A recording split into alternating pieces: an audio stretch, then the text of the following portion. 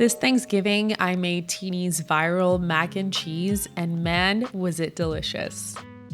Now let's get into it. Start by bringing a large pot of water to a boil and adding in salt. For the cheeses, I'm using sharp cheddar, mozzarella cheese, and Colby Jack cheese. I'm using my KitchenAid because I am not trying to grate 100 pounds of cheese by hand on Thanksgiving. So much cheese. I was originally going to post this before Thanksgiving, but I got so sick, so here we are. Now, what sets apart Tini's mac and cheese is that she uses cavatappi, which locks in all the cheese inside, and honestly, it's genius. I actually had to go to 4 different supermarkets to find it, which is so crazy. You're going to cook the pasta 2 minutes short of al dente, since it will continue cooking in the oven. To make your roux, heat your pan on medium heat and melt down the butter. You'll then add in the flour, and you want to make sure to cook out the flour taste for about 4 minutes. And for the seasonings, I've got salt, garlic powder, paprika, and black pepper. You're gonna combine only half of the seasonings and reserve the rest, and you just want to bloom the taste.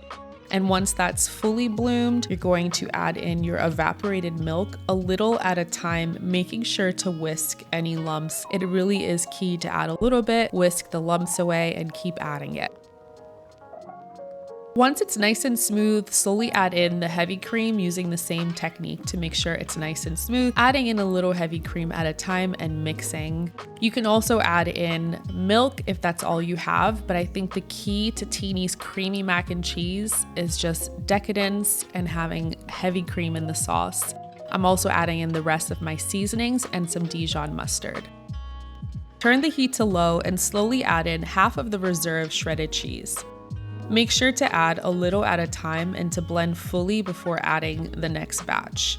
Your goal is to make sure that the cheese is nice and smooth and cheesy. If the heat is too high or you add too much cheese without letting the first batch melt, it can kind of separate and get grainy, and what you want is a nice smooth cheese sauce like this. Add the cheese sauce to the pasta and make sure to combine well. This is key to making sure that sauce gets inside of the cavatappi noodle so that when you take that bite, you're getting a cheese overload. And this, my friends, is the sound of a successful mac and cheese. Get a large baking dish and add in half of the pasta, and then you're gonna top that with half of the remaining cheese. And you'll just repeat this process with another layer of pasta followed by the remaining shredded cheese. I first came across this recipe last year, but not until after Christmas, so I was dying to try it because I didn't get to make it for Thanksgiving or Christmas, and I normally make a mac and cheese for both. And I do have my own mac and cheese recipe that I make with an addition of smoked Gouda, and that one's really good too. And this one is great as well, but I do kind of miss the smoked Gouda. Final touches. And I think maybe next time I'll add a little bit of that.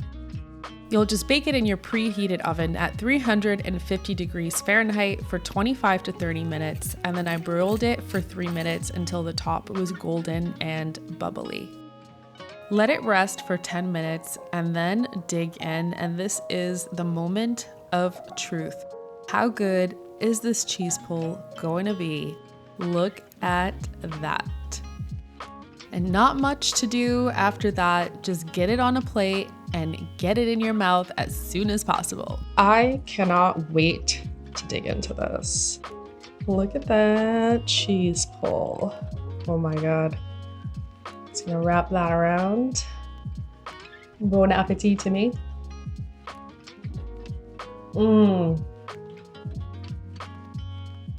That's delicious. So she's right. The cheese gets stuck in the corkscrew. So when you chew on it, the cheese oozes out and it's so delicious. I give this a 10 out of 10. I understand why the pasta was sold out at all the stores. You gotta try this. It's Thanksgiving, so I gotta get to the table. Bon appetit and happy Thanksgiving.